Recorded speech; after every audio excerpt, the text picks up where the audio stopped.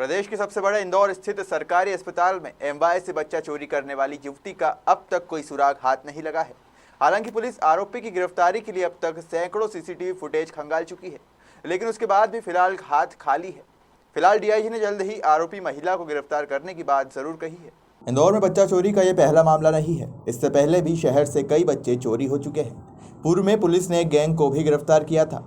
लेकिन अगर बात की जाए एमवाय हॉस्पिटल से हुए एक दिन के बच्चे चोरी मामले की, तो पुलिस द्वारा लगातार चेकिंग अभियान के तहत बच्चा चोरी करने वाली महिला की तलाश की जा रही थी कि तभी महिला बच्चे को सुबह थाना संयोगितागंज के गेट पर ही छोड़कर चली गई थी, जिसे सफाई कर्मी महिला ने देखने के बाद पुलिस को सूचना दी थी। इस संगीन अपराध में भी पुलिस अभी तक केवल मात्र वाहन ट्रेसिंग व सीसीटीवी में महिला को तलाशती हुई नजर आ रही है। पुलिस के पास अभी कोई भी मुखबिर तंत्र महिला की जानकारी देने में असफल नजर आ रहा है। खैर, पुलिस जल्द ही पूरे मामले को उजागर करने की बात कह रही है।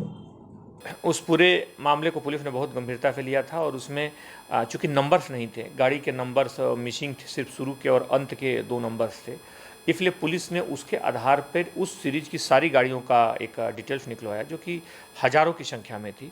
फिर उस नंबर के आधार पर जब डिटेक्ट किया गया तो ऐसे 450 के आसपास गाड़ियाँ पाई गईं जो कि उस सीरीज के अंतर्गत आती थी।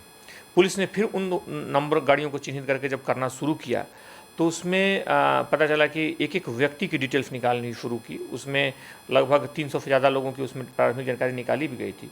संभवतः इसी दबाव के कारण वो व्यक्ति जो कि जिसने चुराया था उस बच्चे को लाकर थाने के दरवाजे पर रखा।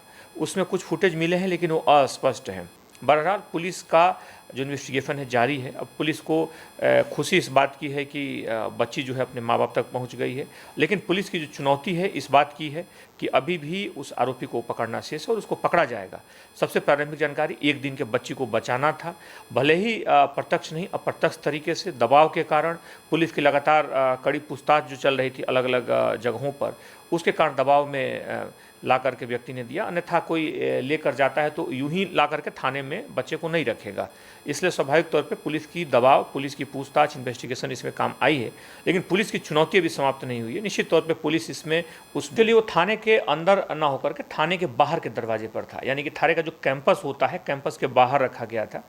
और तुरंत पुलिस को उसमें 1 मिनट बाद सूचना मिली। पुलिस ने उसे तत्काल बच्चे को हॉस्पिटल पहुँचाया, उसका चिकित्सीय परीक्षण कराया और माँ बाप को सौंपा।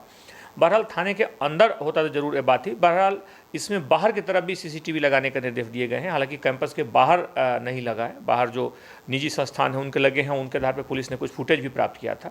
तो इस संस्थान के चूँकि थाने के अंदर ये नहीं रखा गया था, बाहरी गेट पर था और वहाँ कोई सीसीटीवी नहीं था। बहरहाल पुलिस इससे जुड़ी अन्य जानकारियाँ निकाल रही है। गौरतलब है कि 15 नवंबर की देर रात एक युवती नवजात बच्चे को चुरा कर ले गई थी, जिसकी तस्वीर अस्पताल में लगे सीसीटीवी में कैद हो गई थी। हालांकि आरोपी तो अभी भी पुलिस गिरफ्त से बाहर है, लेकिन बच्चा जरूर उसकी मां के पास पहुंच गया है।